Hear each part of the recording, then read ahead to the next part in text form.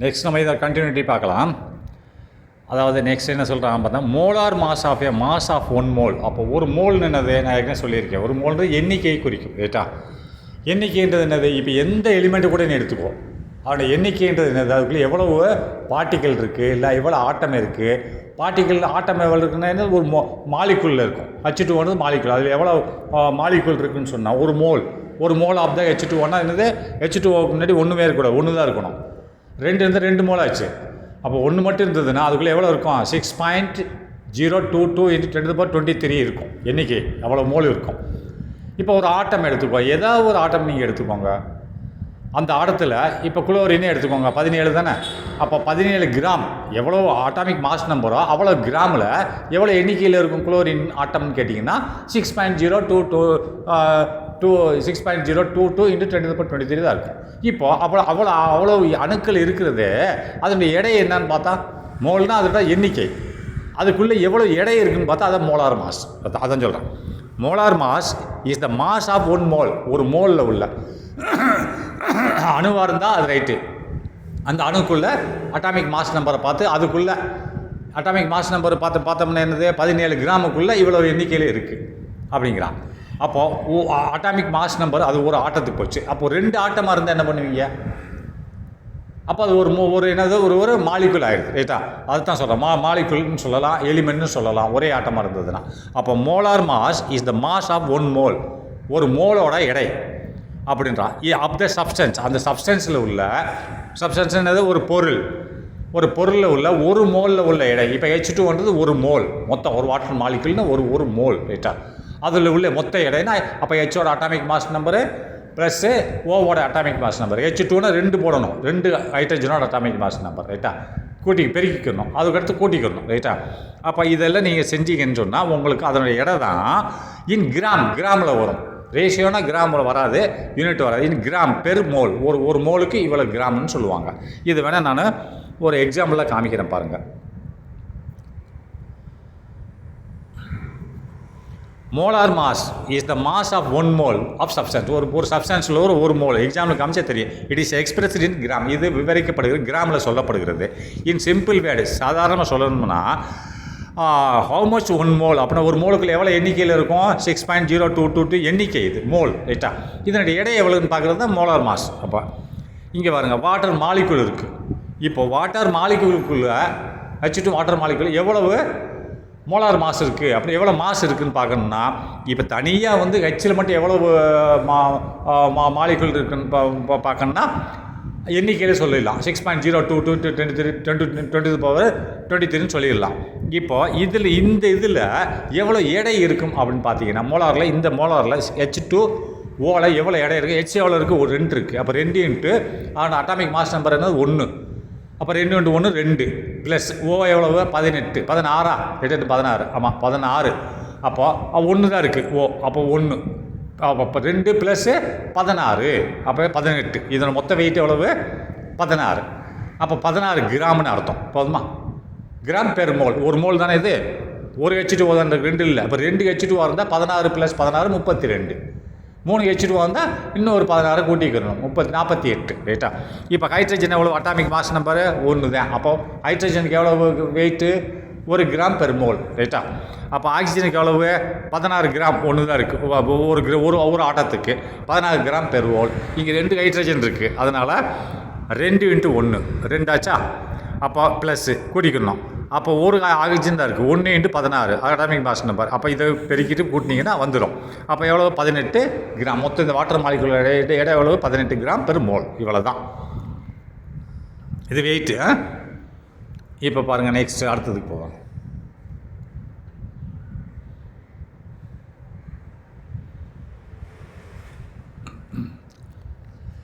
இப்போ 1 mole of an ideal gas. இப்போ கேஸுக்கு வந்துட்டோம். ஒரு மோல் ஐடியல் கேஸ்ன்றது எவ்வளோ இருக்கும், மோல்ன்றது எண்ணிக்கை ரைட்டா. நம்ம முதல்ல சொல்லிட்டேன், மாஸ் மோலார் மாஸ்னா எடை. அப்போ எண்ணிக்கை எவ்வளோ இருக்கும், அவ்வளோதான் இருக்கும். எவ்வளோ இருக்கும், ஒரு மோல் எடை கொண்ட ஒரு ஐடியல் கேஸு ஆக்குபைஸ் எவ்வளோ இடத்த பிரிச்சிருக்கோம். இப்போ நம்ம வெயிட்னு வரும்போது அது நம்பர் இப்போது வால்யூம் எவ்வளோ இருக்கும், ஒரு மோல் ஆஃப் கேஸ் எவ்வளோ வால்யூம் பிடிக்கும்னு சொன்னால் நம்ம ஸ்டாண்டர்ட் ஃபார்முலா படிச்சிருக்கோம் இல்லையா, 22.4 லிட்டர் ஒரு மோல் எண்ணிக்கையில் ஆனால் ஒரு ஐடியல் கேஸ் வந்து எவ்வளோ பிடிச்சிருக்கோம், 22.4 லிட்டர் பிடிச்சிருக்கோம். அப்போ என்ன இருக்கணும், டெம்பரேச்சர் 273 கெல்வினாக இருக்கணும், 1 அட்மாஸ்பியரிக் ப்ரெஷராக இருக்கும். டெம்பரேச்சர் 273 கெல்வின், 1 அட்மாஸ்பியரிக் ப்ரெஷராக இருந்தால் ஒரு மோல் ஆஃப் ஐடியல் கேஸ் வந்து 22.4 லிட்டர் இடத்த பிடிச்சிருக்கும். ரைட்டா?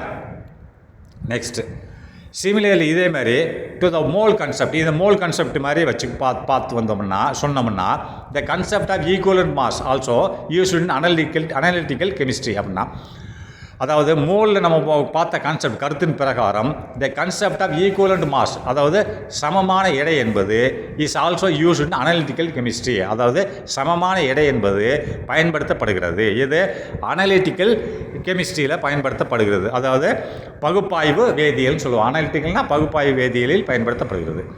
இப்போ கிராம் ஈக்குவலண்ட் மாஸ்ன்னு சொல்லி ஒன்று படிச்சிருக்கோம்ல ஏற்கனவே, அது திரும்பி சொல்கிறாங்க. கிராம் ஈக்குவலண்ட் மாஸ்னா கிராம் ஈக்குவலண்ட் மாஸ் இருக்கிறது மாஸ் ஆஃப் அன் எலிமெண்ட், ஒரு எலிமெண்ட்டோட எடையாக இருக்கிறது. தட் கம்பைன்ஸ் ஆர் டிஸ்பிளேஸ், ஒன்று ஒரு கிராம் ஒரு ஏதாவது ஒரு பொருளை நீ கொடுக்குறேன், இதோட கிராம் ஈக்குவலண்ட் மாஸ் எனக்கு சொல்லுன்னு சொல்கிறேன். நான் எப்படி சொல்ல முடியும் அப்படின்னா சொல்கிறேன், அதாவது 1 கிராம் ஹைட்ரஜன், நீ 1.008 கிராம் போட்டாலும் சரி, 1 கிராம் ஹைட்ரஜனையோ அல்லது 8 கிராம் ஆக்சிஜனையோ அல்லது 35.5 கிராம் குளோரினையோ இடம்பெயர செய்யணும் வினையில். அந்த இடத்த விட்டு நகர்த்தணும், இல்லை வேறு இடத்துல இருந்து கூட்டு வந்து வச்சுக்கிறணும். அப்படி செய்யக்கூடிய ஒரு பொருளுக்கு எவ்வளவு எடை இருக்குது, எடை கொண்ட ஒரு பொருள் செய்தோ அந்த எடை தான் கிராம் ஈக்குவலண்ட் மாஸ். இப்போ ஏதோ ஒரு பொருள் என் கை நிறையா இருக்கப்பா, அதில் கொஞ்சோன்னு எடுத்து நான் போடுறேன், 1 கிராம் ஹைட்ரஜனை வெளியேற்றுறதுக்காக வேண்டி, அது வெளியேற்றலை, இன்னும் கொஞ்சம் போடுறேன், வெளியேற்றிடுச்சு. அப்போ அது எவ்வளோ அளவோ அதுதான் கிராம் ஈக்குவலண்ட் மாஸ். இந்த பொருள் நான் உதாரணத்துக்கு என்ன பண்ணுறேன்னா, ஏதாவது ஒரு பொருள் நீங்கள் நைட்ரஜனை வச்சுக்கிறேன்ப்பா, உதாரணம் சொல்கிறேன், நைட்ரஜனை நான் வச்சுக்கிறேன். இப்போது கிராம் ஈக்குவலண்ட் மாஸ் நைட்ரஜன் சொல்லணுன்னா நான் கொஞ்சோன்னு எடுத்து போடுறேன், குளோரினை வந்து இப்போ ஆக்சிஜனை வெளியேற்றணும், 8 கிராம் ஆக்சிஜன் வெளியேற்றினா அதுதான் கிராம் ஈக்குவலண்ட் மாஸ்ன்னு அர்த்தம். ரைட்டா? அப்போது அது போடுறேன், அது வெளியேற்றலை, 8 கிராம் வெளியேற்றலை, 7 கிராம் தான் வெளியேறிச்சு, இன்னும் கொஞ்சம் போகிறேன், 8 கிராம் வெளியேற்றிச்சு. அப்போ எவ்வளோ போட்டோம், எவ்வளோ 8 கிராம் வெளியேற்றிச்சோ அதனோட எடை தான் gram equivalent mass of that nitrogen. அப்போ எந்த ஒரு பொருளாக இருந்தாலும் அந்த பொருளோட கிராம் ஈக்குவலண்ட் மாஸ் என்பது 1 கிராம், அதை 1.008 கிராம் ஹைட்ரஜனை வெளியேற்றணும், இல்லை உள்ள தன்னை கூட வச்சுக்கணும், அல்லது டிஸ்பிளேஷனை வெளியேற்றுறது, அல்லது கம்பைன்ஸ் இணையணும், அது கூட இணையணும், அல்லது 8 கிராம் ஆக்சிஜனை வெளியேற்றணும், இல்லை இணையணும் அது கூட, அல்லது 35.5 கிராம் குளோரினை வெளியேற்றணும், அல்லது இணையணும். அப்படி செஞ்சக்கூடிய ஒரு பொருளின் எடையானது தான் கிராம் ஈக்குவலண்ட் மாஸ்ன்னு சொல்கிறாங்க. Next elemental analysis of a compound. அப்போ எலிமெண்டல் அனாலிசிஸ் அப்படின்னு சொன்னால் ஒரு காம்பவுண்ட்னா ஒரு சேர்மம். அப்போது எலிமெண்டல் அனாலிசிஸ்னால் தனிம பகுப்பாய்வுன்னு சொல்லுவாங்க. பகுப்பாய்வு அனாலிசிஸ்னால் பகுப்பாய்வு செய்தல். அப்போ தனிமத்தோட பகுப்பாய்வு செய்யணும். ஒரு காம்பவுண்டுக்குள்ளே தனிமம் இருக்கும் இல்லையா, இப்போ H2ன்றது வாட்டர் மாலிக்யூல், H2ன்றது ஒரு தனிமம், அது ஆக்சிஜனோட சேர்ந்ததுனால காம்பவுண்ட் ஆயிடுச்சு. ரைட்டா? தனிமம்னு என்னது, எலிமெண்ட்ஸ், 2 ஒரே மாதிரியான ஆட்டம். H2ன்ற ஒரு தனிமம் ஆக்சிஜனோட இருக்குது, சேர்ந்து காம்பவுண்டாக இருக்குது. ரைட்டா? அப்போது elemental analysis of a compound அப்படின்னா தனிம பகுப்பாய்வு. இதில் அப்போ காம்பவுண்ட் ஒரு சேர்மத்தில் தனிம பகுப்பாய்வானது கிவ்ஸ் வழங்குகிறது. எதை வழங்குகிறது? மாஸ் பெர்சன்டேஜ் ஆஃப் ஆட்டம், ஒரு அணுக்களின் எடையின் சதவீதத்தை வழங்குகிறது. அந்த காம்பவுண்டில் உள்ள அணுக்களின் எடையோட சதவிகிதத்தை எது வழங்குகிறது? தனிமத்தோட அனாலிசிஸ் பகுப்பாய்வு வழங்குகிறது.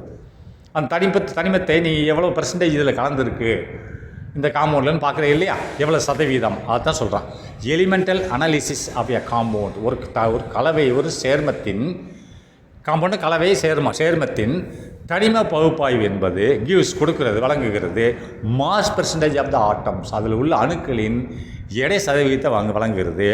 அதன் மூலமாக ஃப்ரம் விச், அதை வைத்துக்கொண்டு empirical and molecular formula are calculated, அதை வச்சு தான் நம்ம எம்பெரிக்கல் ஃபார்முலாவையும் மாலிகுலர் ஃபார்முலாவையும் நம்ம கேல்குலேட் பண்ணுறோம். மாலிகுலர் ஃபார்முலான்னு சொல்லியிருக்கேன் இல்லையா, மூலக்கூறு வாய்ப்பாடுகள். எம்பெரிக்கல் ஃபார்முலா என்ன சொல்லியிருக்கேன், அதாவது அனுபவ வாய்ப்பாடுகள்னு சொல்லுவாங்க. ரைட்டா? அப்போது உதாரணத்துக்கு C2H12O6 இது குளுக்கோஸ் தானே. அப்போது இதில் இது வந்து மாலிகுலர் ஃபார்ம் உண்மையிலேயே இருக்கக்கூடியது. C6 இருக்குது, H12 இருக்குது, O6 இருக்கிறது, ரைட்டா. ஆனால் இது மூலக்கூறு மாலிகுலர் ஃபார்ம். இதை நான் குறைச்சி சதவிகிதமாக மாற்றும் போது எத்தனை 1:2:1 எழுதலாம்ல. சியை வந்து 6 நான் 1 ஆக்கிக்கிறேன். அப்போ 12 இருக்குது, அதை 2 ஆக்கிக்கலாமா? 2 6 தானே இருக்குது, லாஸ்ட்டில் ஒரு 6 இருக்குது. அப்போ 1:2:1 இதை குறைச்சி சொல்லுவது, ஒரு சதவீதத்தை சொல்கிறது. இத்தனை சதவீதத்தில் இருக்குது. இது வந்து எம்பேரிக்கல் ஃபார்முலா. அப்போ இந்த அணுக்களின் பெர்சன்டேஜை வச்சு தான் நம்ம எம்பேரிக்கல் ஃபார்முலா உண்டாக்குறோம். இதில் கண்டுபிடிச்சிட்டோம் இல்லையா. அப்போ சி எத்தனை % இருக்குது? 1 இருக்குது, 1% இருக்குது. ஹெச் எவ்வளோ இருக்குது? 2 இருக்குது. ஓ எவ்வளோ இருக்குது? 1 இருக்குது. அப்போ இதை அதான் சொல்கிறான். என்ன சொல்கிறான்? எலிமெண்டல் பனாலிசிஸ். அதே என்ன, தனிமங்களின் பகுப்பாய்வு. ஒரு காம்பவுண்டு மொத்தம் C6H12O6 தானே. அப்போ ஒரு தனிம பகுப்பாய்வு இல்லை, ஒரு காம்பவுண்டில் உள்ள தனிம பகுப்பாய்வு மூலமாக பெர்சன்டேஜ் ஆஃப் ஆட்டம் அணுக்களின் சதவீதத்தை கணக்கிடும்போது அதை வைத்துக்கொண்டு எம்பேரிக்கல் ஃபார்முலாவை மாலிகுலர் ஃபார்முலாவை உண்டாக்கலாம், கணிக்கலாம். Empirical formula is the simplest ratio of the number of different atoms present in one molecule of the compound. Empirical formula அனுபவ ஃபார்முலா, கோட்பாடு. அதுக்கு பேர் எம்பேரிக்கல். அனுபவம்னா என்னது? அதுக்கு வந்து ஒரு எக்ஸாக்ட் மீனிங் இருக்காது. அது ஒரு பெர்சன்டேஜ் தான் குறிக்கும், இத்தனை சதவீதத்தில் இருக்குன்னு சொல்லும், ரைட்டா. அப்போ அனுபவ வாய்ப்பாடுன்னு சொல்லுவாங்க. எம்பேரிக்கல் ஃபார்முலா இருக்கிறது சிம்பிளஸ்ட் ரேஷியோ. என்னது? ஒரு சின்ன விகிதாச்சாரத்தில் சொல்லுதா of the number of different atoms, வெவ்வேறு ஆட்டங்களின் வெவ்வேறு ஆட்டம் தானே. இப்போ நான் C6H12O6ன்றேன். அப்போ சி எவ்வளோ இருக்குது? 6. ஓ எவ்வளோ இருக்குது? 12. ஹெச் 12, ஓ 6. இது வந்து அப்படியே சொன்னேன்னு சொன்னால் இருக்கிறத சொன்னான்னா மாலிகுலர் ஃபார்முலா. இதை நான் சுருக்கி சொல்கிறேன். ஏன் இவ்வளோ 6 12 போடணும்? ரேஷியோ அப்புறம் சொல்ல 6 நான் 1 ஆக்கிக்கிறேன். அப்போ முதல் இதில் 1, அப்போ ரெண்டாவதுல ஹெச்சில் எத்தனை 6 இருக்குது? 2 6 இருக்குது. அப்போ 2. மூணாவது எத்தனை 6 இருக்குது? 1 6 இருக்குது. அப்போ 1 சுருக்கி சொல்கிறேன், ரைட்டா. அதான் சொல்கிறேன். Empirical formula is the simplest ratio of the number of வெவ்வேறு ஆட்டம் தானே இது. Number of different atoms present இருக்கிறது இன் ஒன் மாலிகுல். இது மாலிகுல் தானே. மாலிகுல்னாலும் காம்பவுண்டுனாலும் எலிமெண்ட்னாலும் ஒன்று தான். மாலிகுல் வந்து பொதுவான பேர். அது எலிமெண்ட்டுக்கும் பொருந்தும், காம்பவுண்டுக்கும் பொருந்தும். In one molecule of the compound. ஒரு காம்பவுண்டில் உள்ள ஒரு மாலிகுல், ஒரு காம்பவுண்டுன்றது பல இது இருக்கும். அதான் காம்பவுண்டில் உள்ள ஒரு மாலிகுலில் உள்ள அணுக்களின் சிறிய ரேஷியோ தான், விகிதாச்சாரம் தான் எம்பேரிக்கல் ஃபார்முலான்றான். அவன் 1 மாலிகுல் அப்படின்றான். 1 மாலிகுல்ன்ற போல 1 எலிமெண்ட்டுன்னு சொல்லணும். சரி, 1 மாலிகுல், ரைட், நோ ப்ராப்ளம். எலிமெண்ட்டும் உனக்கு மாலிகுல் தான். ஏன்னா 2 ஒரே மாதிரியான எலிமெண்ட் இருக்கு இல்லையா. இப்போ O2 அது வந்து எலிமெண்ட்னு சொல்லுவான், ஆனால் அது மாலிகுல். அதேமாதிரி 2 வெவ்வேறு அணுக்களை கொண்டாலும் மாலிகுல் தான். அதனால் இந்த எலிமெண்ட்டுக்கு பதிலாக மாலிகுல்னு பயன்படுத்திட்டான், ரைட்டா. காம்பவுண்டும் மாலிகுல் தான். ஆனால் இருந்தாலும் நீங்கள் இது இப்போ புரிஞ்சுக்கோங்க, ரைட்டா. அப்போ மாலிகுலர் ஃபார்முலான்றது என்னது? Is the formula. அது ஒரு ஃபார்முலா, ரைட்டா. வாய்ப்பாடு, அது ஒரு வாய்ப்பாடு. With the actual number of different atoms present in a molecule. அப்போ உண்மையிலேயே எவ்வளோ இருக்கிறது அணுக்கள் என்பதை சொல்லுவது தான் மாலிகுலர் ஃபார்முலா. மாலிகுலர் வாய்ப்பாடு என்பது வாய்ப்பாடாக இருக்கிறது. என்ன மாதிரி வாய்ப்பாடு? ரிட்டன் சொல்லப்படுகிறது, எழுதப்படுகிறது. எவ்வாறாக? வித் த ஆக்சுவல் நம்பர், உண்மையான எண்ணிக்கை ஆஃப் டிஃபரண்ட் ஆட்டம்ஸ், வெவ்வேறு அணுக்களின் உண்மையான எண்ணிக்கை. இப்போ C6னா அது 6, எவ்வளோ C இருக்கோ அவ்வளோ சொல்லுது. H12 H எவ்வளோ இருக்கோ அவ்வளோ சொல்லுது. அப்போ O6னா O எவ்வளோ இருக்கோ அவ்வளோ சொல்லுது. அதாவது வித் டிஃபரெண்ட் வேறு அணு தானே, வேறு அணுக்களின் உண்மையான எண்ணிக்கையை குறிப்பிடுகிறது. ப்ரெசென்ட் இன் மாலிகுல், ஒரு மாலிகுல் உள்ள வெவ்வேறு அணுக்களின் உண்மையான எண்ணிக்கையை மாலிகுலர் ஃபார்முலா குறிப்பிடுகிறது. The quantitative relationship between reactants and products can be understood from stoichiometry அப்படின்றான். ஒரு குவான்டிடேட்டிவ் ரிலேஷன்ஷிப்னா ஒரு தொடர்பு. என்ன தொடர்பு? Between reactants and products. ரியாக்டன்ட்னா வினைப்படும் பொருள், ப்ராடக்ட்னா அதில் வரக்கூடிய பொருள், அதை விளை பொருள், வினையிலிருந்து உண்டாகக்கூடிய பொருள். ப்ராடக்ட்னா உண்டாகக்கூடிய பொருள், ரைட்டா. அப்போ வினைப்படும் பொருள், உண்டாகக்கூடிய பொருள், இந்த ரெண்டுக்கும் உள்ள ஒரு தொடர்பு. குவான்டிடேட்டிவ்னா அளவீட்டு தொடர்பு, ஒரு அளவை குறிக்கிறது. அளவுக்கு உண்டான தொடர்பை எது விவரிக்கிறது? ஃப்ரம் ஸ்டேச்சியோமெட்ரி என்ற ஒரு கோட்பாடானது எதை உருவாக்குகிறது? அளவீட்டின் தொடர்பை உருவாக்குகிறது. எதற்கு அளவீடு தொடர்பு? பட்வீன் ரியாக்டன்ட், அதாவது வினைபடும் பொருள்கள் அதன் மூலமாக உண்டாகும் பொருள்கள், ரியாக்டன்ஸ் அண்ட் ப்ராடக்ட்டுக்கு ரெண்டுக்கு நடுவில் உள்ள குவான்டிடேட்டிவ் அளவீட்டில் ஒரு தொடர்பை எது உண்டாக்குகிறது? ஸ்டோச்சியோமெட்ரி என்ற ஒரு கோட்பாடு உருவாக்குகிறது அப்படின்றான். ஏன்னு சொல்லி கொடுத்துங்க. Stoichiometry gives the numerical relationship between the chemical quantities in a balanced equation அப்படின்ட்டான். ஸ்டோச்சியோமெட்ரி எதை கொடுக்குறது? கிவ்ஸ் வழங்குகிறது நியூமரிக்கல் ரிலேஷன்ஷிப், எண்களின் தொடர்பை வழங்குகிறது. ஏன்னா லெஃப்ட் சைடில் ப்ராடக்ட் எவ்வளோ விகிதாச்சாரம், எவ்வளோ எண்கள் இருக்குது, ரைட் சைடில் அதே எண் நம்ம ஈக்குவல் பண்ணுறோமா இல்லையா? லெஃப்ட் ரைட் ஈக்குவல் நம்ம நம்பர்களை போட்டு ஈக்குவல் பண்ணுறோம்ல. லெஃப்ட்டில் ஓட்டு ஜாஸ்தியாக இருக்கா, ரைட்டில் ஓட்டு இவ்வளோ கூட்டணும்னு சொல்கிறோம் இல்லையா? அதுதான் சொல்கிறோம். ஸ்டோச்சியோமெட்ரி கிவ்ஸ் வழங்குகிறது த நியூமரிக்கல் ரிலேஷன்ஷிப், எண்களின் தொடர்பை வழங்குகிறது. எதற்கு? பட்வீன் கெமிக்கல் குவான்டிட்டிஸ், கெமிக்கல்னால் வேதியியல் அளவீட்டில். நம்ம போல வேதியியல் அளவீடு தானே லெஃப்ட்டில் இருக்கிறது, வேதியியல் தானே அளவீடு. இங்கே கூடியிருந்தால் அங்கே குறைக்கிறோம், அங்கே கூடியிருந்தால் இங்கே கூட்டுறோம். அப்போ பட்வீன் கெமிக்கல் குவான்டிட்டிஸ்னால் வேதியியல் வினைப்பொருட்கள் இன் எ பேலன்ஸ்டு ஈக்குவேஷன், ஒரு சமநிலைப்படுத்தப்பட்ட ஒரு சமன்பாட்டில் கெமிக்கல் குவான்டிட்டிஸ் வேதியியல் பொருட்களின் எண்ணிக்கையான தொடர்புகளை ஸ்டோச்சியோமெட்ரி வழங்குகிறது. When a reaction is carried out using non-stoichiometric quantities of reactants. reactants வினை பொருட்கள், வினையை உண்டாக்கும் பொருட்கள். இப்போ நம்ம ஸ்டோச்சியோமெட்ரிக் குவான்டிட்டி இல்லாமல் நம்ம அதுக்கு அதிகமாகவோ கம்மியாகவோ, இப்போ நம்ம ஏற்கனவே படிச்சிருக்கோம், நல்லா படிச்சிருக்கோம். என்ன படிச்சிருக்கோம்? ஒரு கப்பு ஒரு கப்பு கேசரிக்கு 2 கப்பு, ஒரு கப்பு ரவைக்கு 2 கப்பு சுகர் நம்ம போடணும். இதுதான் ஸ்டோச்சியோமெட்ரி ரேஷியோ. அப்படி போட்டால் 6 கப்பு கேசரி கிடைக்குதா? இதுதான் ஸ்டோச்சியோமெட்ரி ரேஷியோ. அப்போ இந்த ரேஷியோவை நீ மீறி 3 கப்பு ஜீனியை போடுற, ஒரு கப்பு கூட போடுற, அதனால் 6 கப்புக்கு கேசரி உண்டாகிறதுக்கு மேலே உண்டாகாது, 6 தான் உண்டாகும். ஏன்னா வினைப்படும் பொருள் ஆகிய இந்த நம்ம ரவை 2 கப்பு ஜீனி வரைக்கும் தான் வினை புரியும், 3வது கப்பு கூட வினை புரியாது. ஏன்னா எனக்கு போதும் இந்த 2 கப்பு ஜீனி. இதை ஸ்டோச்சியோமெட்ரி ரேஷியோ.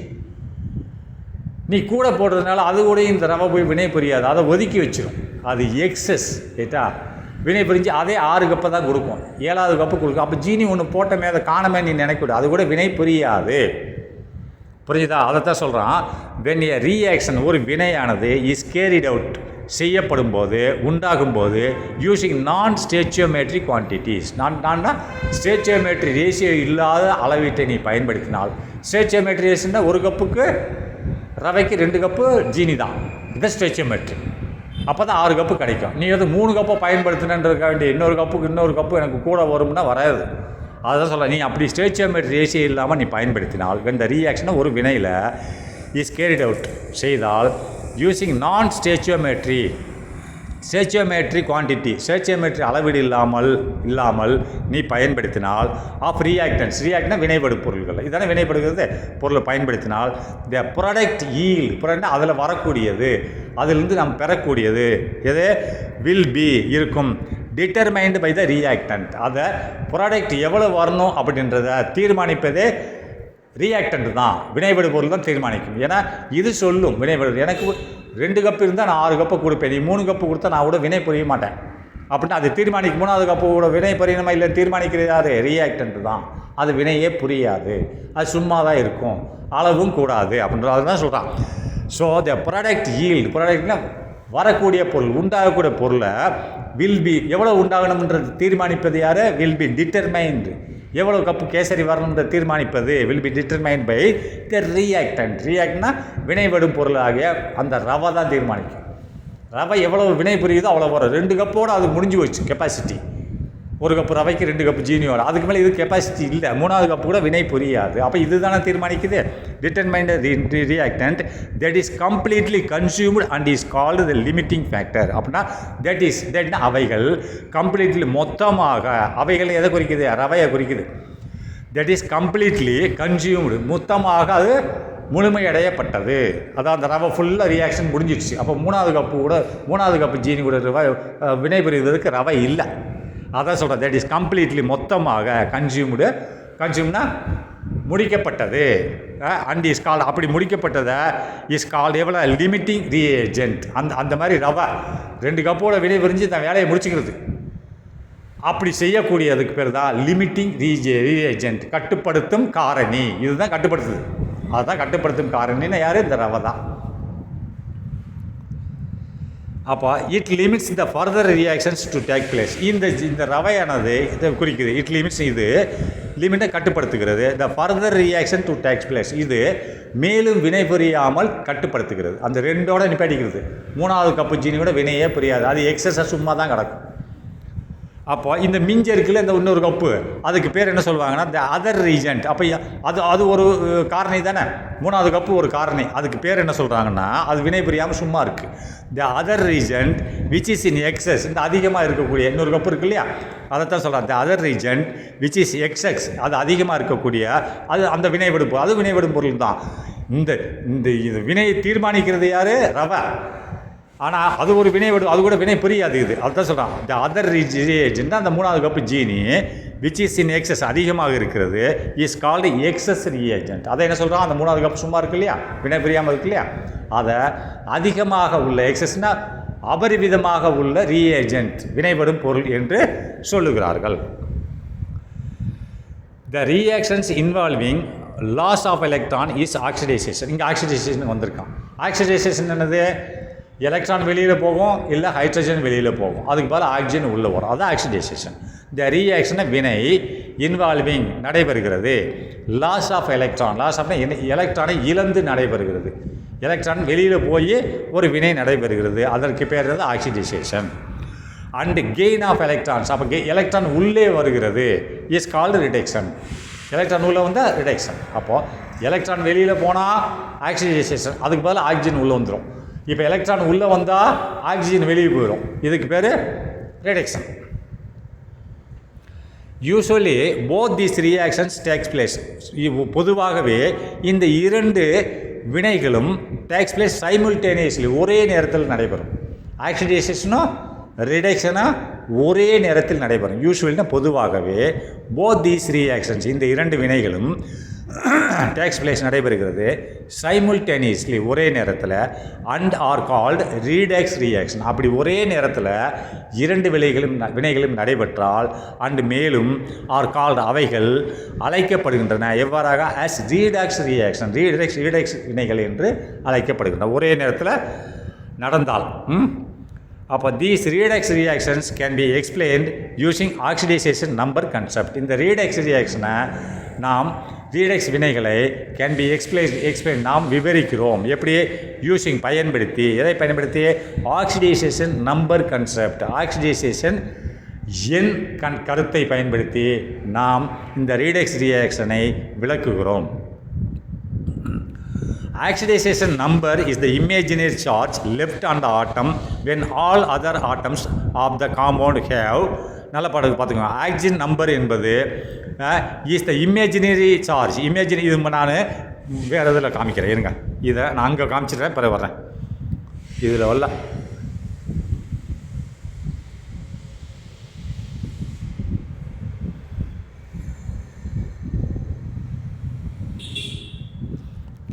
இங்கே பாருங்க. ஆக்சிடைசேஷன், அது இமேஜின் பண்ணிக்கோங்க.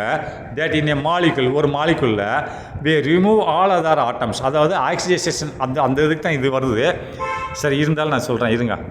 அதாவது அது இமேஜின் பண்ணிக்கோங்க. இன்னும் ஒரு மாலிகுலில் ஒரு கலவை, ரைட்டா? அது காம்பவுண்டாக இருக்கலாம், இல்லை எலிமெண்ட்டாக இருக்கலாம். We remove all other atoms, எல்லா அணுக்களையும் நாம் வெளியேற்றுகிறோம். யூஸிங் தேர் ரெகுலர் சார்ஜஸ், அதனோட சார்ஜ். இப்போ ஒவ்வொரு அணுக்கும் ஒரு சார்ஜ் இருக்குது இல்லையா? இப்போ ஹைட்ரஜனுக்கு என்னது? Positive charge. ஏற்கனவே அதுக்கு ஒரு எலக்ட்ரான் இருக்கும், ஒரு புரோட்டான் இருக்கும். எப்பயுமே எலக்ட்ரானை கொடுத்துரும், ஒன்று தானே இருக்குது, அதை வச்சுருக்காரு. லெஸ் எலக்ட்ரானை கொடுத்துரும், அப்போ பாசிட்டிவ் சார்ஜ் தான். இப்போ ஆக்சிஜனுக்கு எவ்வளவு? 16 தானே? அப்போது 2 8 10 மீறி 6 இருக்குது. அப்போ 2 வேணும். அப்போ 2 வந்தால் என்ன ஆகும்? நெகட்டிவ் 2 சார்ஜ் ஆகிடுச்சு, அது -2. இதுதான் அதனோட ரெகுலர் சார்ஜஸ், ஆக்சிஜனுக்கும் ஹைட்ரஜனுக்கும். இது மாதிரி எல்லாத்துக்கும் இருக்குது. அண்ட் செக் பண்ணுங்கள். What charge remains on the atom interest. அந்த என்ன சார்ஜ் இந்த ஆட்டத்தில் இருக்குன்னு செக் பண்ணுங்கள். The left over the remaining charges is called the oxidisation number. அப்படின்னா இந்த இதில் விடப்பட்ட நம்பர்கள், இப்போ நம்ம ஒரு பொருளுக்கு ஆக்சிடேஷன் நம்பர் தெரியாது ஒரு மாலிகுலில், அப்போ மீதி உள்ள அணுவோட ஆக்சிடேஷன் நம்பரை வச்சு நம்ம இதனோட ஆக்சிடேஷன் எண்ணை நம்ம கவுண்ட் பண்ணுவோம். அது உதாரணத்துக்கு இங்கே பாருங்கள். இப்போ H2O, ஹெச்சுக்கு என்னது 1 தானே, ஒரு நெகட்டிவ் பொசிஷனாக +1, ரைட்டா? அப்போ ஆக்சிஜனுக்கு என்னது -2, 2 வேணும் இல்லையா? லாஸ்ட்டில் 6 இருக்குது, அப்போ 2 வேணும், +-2, இதுக்கு +1 அதுக்கு -2. ஆக்சிஜன் யூஸ்வலி ஆக்சிடேஷன் நம்பர் எவ்வளவு? -2. அதோட ஆக்சிடேஷன் நம்பர் எவ்வளவு? -2 தானே. 2 எலக்ட்ரான் உள்ளே வர்றது இல்லையா? ஆக்சிடேஷன் என்னது? -2. அப்போது ஹைட்ரஜன் யூஸ்வலி ஆக்சிடேஷன் நம்பர் என்ன எவ்வளவு? அதுக்கு +1, சரியா? அப்போது தேர் ஆர் 2 ஹைட்ரஜன்ஸ், 2 ஹைட்ரஜன் இருக்குல்ல H2Oவில், அதனால் 2 × 1 2 ஆயிடுச்சு இல்லையா? H2Oக்கு இதில் ஹைட்ரஜன் 2 +2, இது -2. இப்போது நம்மளுக்கு ஒன்றுக்கு அவன் என்ன சொல்கிறான், எல்லாத்துக்குமே ஒரு நிலையான சார்ஜ் இருக்குது ஆட்டத்துக்கு, ஒரு மாலிகுலில் உள்ள எல்லா அணுக்களுக்கும். அதில் ஒரு சில அணுக்கள் சார்ஜஸ் நம்ம வெளியேற்றிட்டால் கூட அந்த ஒரு சில அணுக்களை நம்ம வெளியேற்றினால் கூட, இப்போ நம்ம உதாரணத்துக்கு இதில் என்ன பண்ண போகிறோம், எந்த இதை பார்க்க போகிறோம், let oxygen oxidation number X, oxygen oxidation number நம்ம கண்டுபிடிக்கணும்.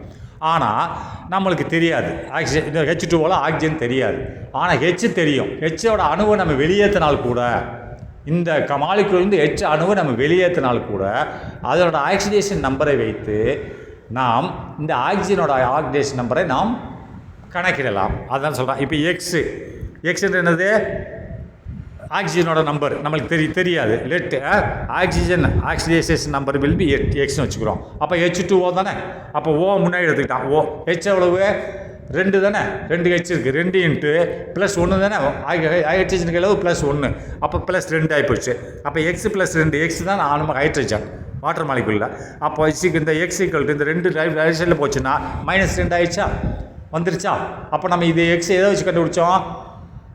அது ஹைட்ரஜனை வச்சு நம்ம கண்டுபிடிச்சிருக்கோம். அந்த ஹைட்ரஜன் அணு வெளியில் போனால் கூட அதனோட சார்ஜை வச்சு நம்ம இந்த ஆக்சிஜனோட இமேஜினரி சார்ஜ், நம்ம கற்பனை சார்ஜை நம்ம கண்டுபிடிச்சிருக்கோம். இதைத்தான் அங்கே சொல்லியிருக்கான் உங்கள் ஈக்குவேஷனில். இங்கே வாங்க.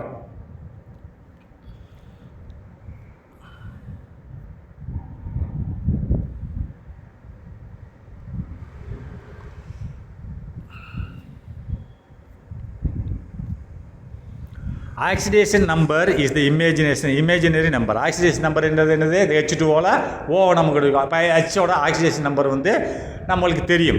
Oxidation number is the imaginary number, ஒரு கற்பனையான ஒரு சார்ஜ், ரைட்டா? ஆனால் லெஃப்ட் அந்த ஆட்டத்துக்கு மேலே இருக்குது, நம்ம அந்த ஆட்டத்து மேலே கொடுக்கப்பட்ட ஒரு இமேஜினரி கற்பனையான ஒரு சார்ஜ் என்னது? மின்னூட்டம். when all other atoms of the compound have, அதாவது ஒரு காம்பவுண்டில் உள்ள எல்லா அணுக்களும் haveனா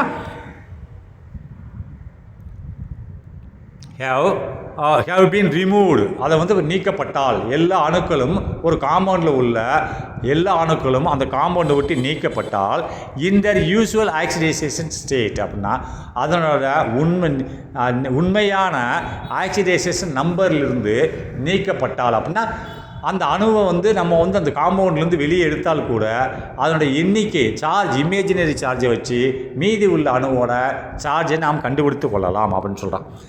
அவற்றின் வழக்கமான ஆக்சிஜனேற்ற நிலைகளில் நீக்கப்பட்டுள்ளா கூட செஞ்சுக்கலாம்னு சொல்கிறான். சரி, இது அடுத்ததில் பார்க்கலாம். The reaction in which oxidation number of element, இது அடுத்ததில் பார்க்கலாம்.